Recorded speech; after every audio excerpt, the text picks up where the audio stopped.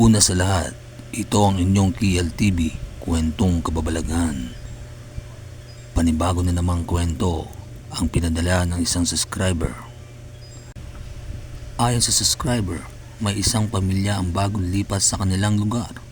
Tahimik ang mag-asawa, bihira makasalamuha at palaging nagsasara ng bahay bago magtakip silim.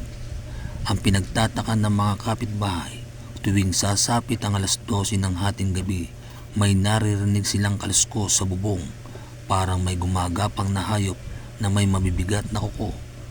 Isang gabi ng Biyernes, nawala ng alagang kambing ang kapitbahay nila. Mang Isko, kinaumagahan natagpuan ang kambing sa bukid. Tuyo ang katawan, parang sinipsip ang dugo.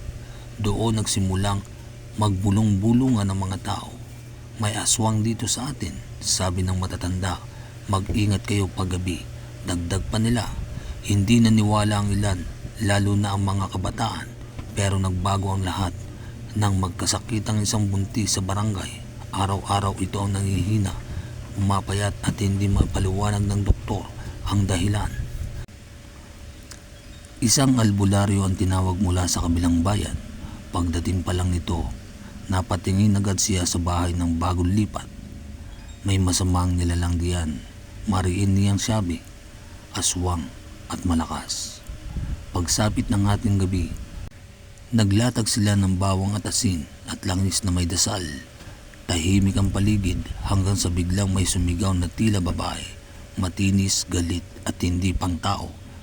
Mula sa bubong ng bahay ng bagong lipat, may aninong tumalon, mahaba ang mga kamay at ang mga mata ay nagliliyab sa dilim.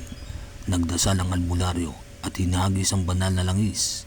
Isang malakas na sigaw ang umalingaw-ngaw at may nakita silang nilalang na may hati ang katawan, pakpak na parang paniki at dila na mahaba at mapula.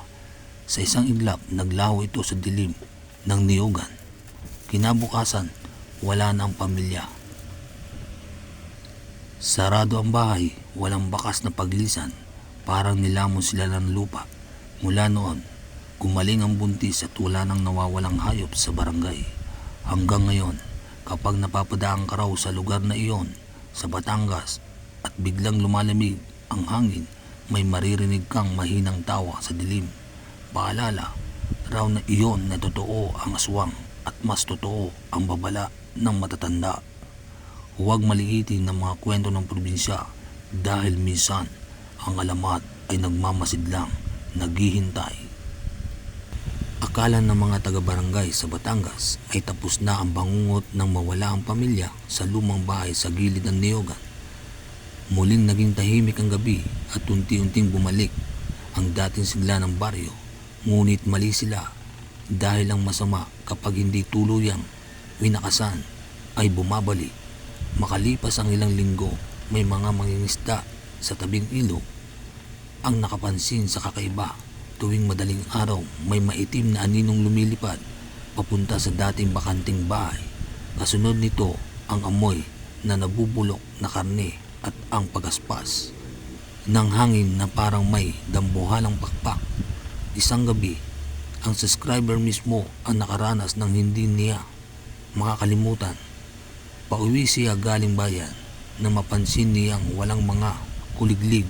Tahimik ang paligid, sobrang tahimik.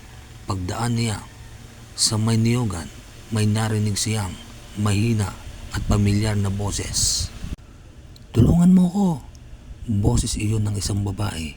Paglingon niya, nakita niya ang isang babaeng nakaputi, nakatayo sa ilalim ng puno ng niyog. Nakayuko, mahaba ang buhok at tila umiiyak. Nang lapitan niya, biglang umangat ang ulo nito. Pula ang mga mata at tumaba ang ngiti hanggang sa tainga.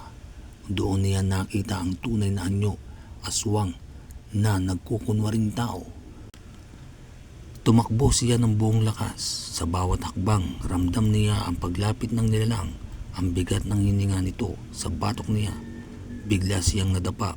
Paglingon niya, nakita niya hati ang katawan ng aswang.